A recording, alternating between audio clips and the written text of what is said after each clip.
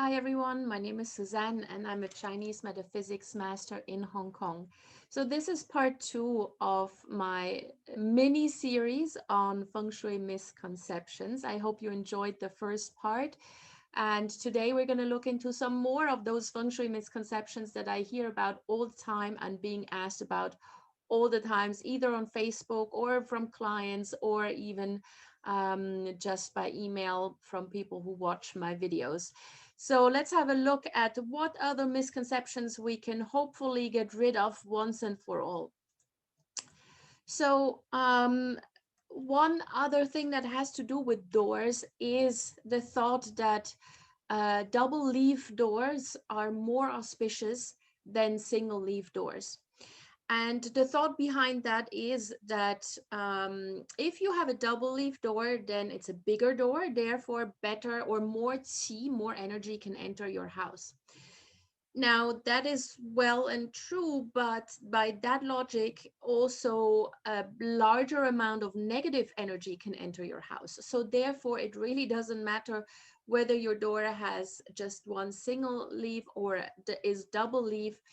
The important thing about a door, as I explained in my first part of the series, is whether or not the door is located in an auspicious or positive sector and whether or not its directionality is auspicious, whether you can see good forms from the door, because that is what invites positive qi. Now, of course, you don't want to have a massive house and just a tiny, tiny door. At the same time, you don't want to have a really small house and then a massive size door. Yeah, it all has to be in proportion. But whether or not it is single leaf or double leaf doesn't make a door more auspicious. That's really not what we're interested in when it comes to doors. Now, strangely, shoe racks seem to be an issue for a lot of people. I'm not quite sure where that came from, but I do get asked about this a lot. So people do have shoe racks either outside their main door or just inside. And a lot of them are worried about whether that's good feng shui or not. Now, look, what we don't want is clutter, right? So if you have a shoe rack, whether that's open or closed, that in and of itself is great because at least you don't have any clutter. The worst thing that could happen is if you had your shoes strewn about all over the place, either outside the main door or right inside. That will definitely be a detriment to positive qi flow, which you want to create right at the main door. You want positive qi flow that is smooth so it can enter and leave in a very, very nice sentimental way. So shoe racks are not negative. They do not have any impact on your feng shui. And in fact, if they serve to declutter the area, then even better. So have shoe racks or have small cabinets or whatever it is where you put all these items that we all need at the main door, be that umbrellas or shoes or handbags or any such thing, to just make the area a little bit nicer. So that's not a problem at all. Now, ceilings can be a tricky one sometimes. What we want to see in feng shui is very simple ceilings. So nothing too ornamental or too experimental. This one is fine. Yeah, the one that you see here on the slide, that's absolutely fine. The simpler the ceiling, the better. One thing that is probably not so great is industrial design, but this is not something you find at home very often. This is more a concern that we look at when we analyze offices or any sort of commercial space, sometimes even coffee shops or restaurants, where an industrial design can create a somewhat aggressive tea flow. But at home, that is usually not a problem. So ceilings, we want them as simple as possible, not too many ornaments, but if it's, here and there, that's fine. And as I said, if it's something like what you see here on this slide, that's fine. Also, don't worry about ceiling fans. In many countries, especially in Southeast Asia, we have ceiling fans in every room. And that's simply because it is so hot in summer that we need those fans. So don't worry about those fans. This is not a detriment to your feng shui. It will not create negative qi flow.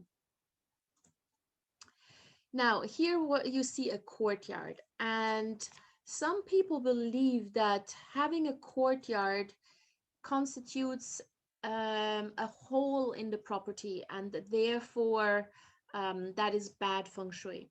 But actually, depending on how the property is being laid out and where the courtyard is being located, this is not a bad thing at all. So, a courtyard is generally an area where qi can collect, qi is accumulated, and then through the doors enters the home. And obviously, the more peaceful the courtyard is, the better. So, in that sense, the courtyard is a place where the heaven qi and the earth qi are able to connect. And this is always something that we would like to see. We call this in feng shui the heaven well, tianjing.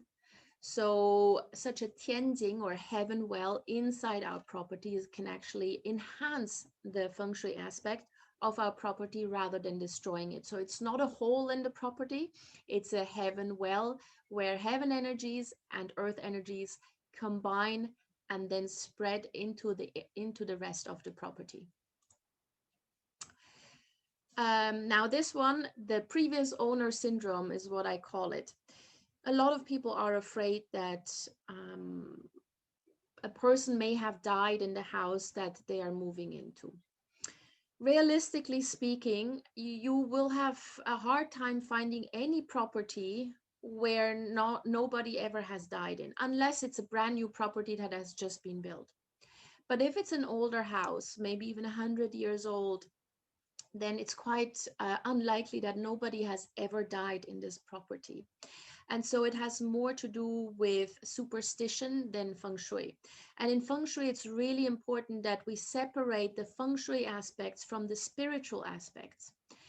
Now, feng shui has to do with heaven and earth energies, whereas if someone dies in a house, that is more of a spiritual energy that may still be lingering there. If you feel uncomfortable with that, then it doesn't necessarily have to do anything with the feng shui, but you may want to get a spiritual cleansing, and then the problem is solved. Yeah, so don't confuse the two. A property is not necessarily a bad property from a feng shui perspective just because someone at some point 30 years ago has died there. The only exception somewhat is a funeral parlor or a funeral home. Now, people don't necessarily die there, they come there after death. But let's say a funeral home or a funeral parlor is being converted into a residential home. So this means that the energies that have been accumulated over the years in this funeral parlor by having so many deceased people in this property, the energy becomes yin rather than yang. Yeah, yin energies are very a little bit dark, are very quiet, very calm, very passive, whereas yang energies are energies that make us dynamic and push us forward and are the kind of energies, active energies that we need in life. So again, this has nothing to do with a house being haunted. It's just yin versus yang energies. And again, this can be solved with a proper cleansing or with aligning certain areas in such a way that more yang energy is able to enter. So please don't worry about this. I understand that you may be uncomfortable if someone has died in a particular property, but please do separate this from the feng shui aspect. It has nothing to do with feng shui. Get a cleansing and you'll be absolutely fine. Now then here, this has to do with the number of doors or the number of rooms, pardon, the number of rooms in a home. So there is sometimes a belief that the more rooms a home has, the less auspicious it will be because the qi has to spread into every single room. Now, this again is a bit of a misconception. As long as you actually have plenty of qi or energy in the house, it doesn't matter how many rooms you have. I mean, look at people who live in villas. They have rooms for their handbags. There is a special room just for their shoes. or for their watch collection. Yeah, so and those properties usually have very good feng shui, because otherwise they wouldn't be quite so wealthy. So really, the number of rooms does not have a feng shui impact on you. Certain practitioners believe that you don't want to have an even number of doors, because the Chinese word for even is shuang, and this is very similar to the Chinese word for to harm or to hurt, shang. So therefore, even rooms, an even number of rooms is avoided, and an odd number of rooms is preferred. But again, this is just superstition. If you need 10 rooms, then by all means go ahead and have 10 rooms. If you're fine with just 2 or 3, that's also perfectly fine. Do not worry about things like that. And then we also have the idea of more than one main door. That this may potentially be harmful for the feng shui of the property. Now, again, many properties, especially standalone properties, have more than one door to access the home. There could be a main door, then there could be a back door, there could be a door that goes through the garage, and then there could also be a balcony, a big bay window type of door. So again, this is nothing to worry about. What's important when it comes to doors is to analyze which one of them is actually the most auspicious one. So which one captures the best type of energies from the outside? Which one has the best flying stars combination designed to usher in the most auspicious energies for the period we're currently in? So once you've analyzed that, the idea is then to primarily use that most auspicious door. And of course, if one of the doors is one that really only invites in negative energies and negative qi and absolute disaster, bad health, bad relationships, then just don't use it. That's a very simple solution to this kind of problem. Close it, lock it, throw the key away. Yeah, if you want to make sure that you're definitely not going to use it, just don't use that door. Don't enter or exit through that door, and make sure that you're using the one that is more auspicious. That's very simple. Now, the only issue that we have sometimes in Victorian houses is when you have the main door and the back door both on the ground floor on the same level, and they are in a direct line. So when you open the main door, you do see the back door. It's like in a straight line. Now, this is not something we would like to see, because what happens here is that the qi enters the house and then basically exits right away through the back door without having the opportunity to spread throughout the property. But other than that, you can have as many main doors or side doors as you want. That's perfectly fine. Just make sure that you check which one is the best one from an energetic perspective, and that's the one that you're using more.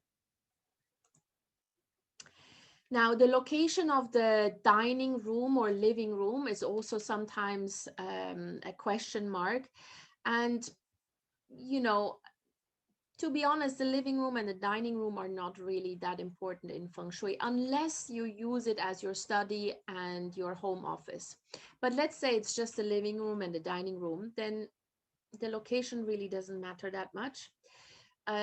We also don't really analyze the feng shui potential in this particular room because it's not one of the main areas. The main areas or key areas in classical feng shui are the main door, the kitchen, and the bedrooms. Now, if you do happen to work from home and your living room or dining area is the area in your home from which you are working, then of course it becomes much more important. Then we have a look at what's the energy distribution in the dining room, where do you actually work, where you should be working from an energetic perspective to tap into the most auspicious or beneficial energies for your particular activity. Yeah, then that becomes an important factor. But other than that, you really don't have to worry about the living or the dining room too much. And then lastly, we've got The TV, where should I put my TV? Now, what we don't want really is to have a TV in the bedroom.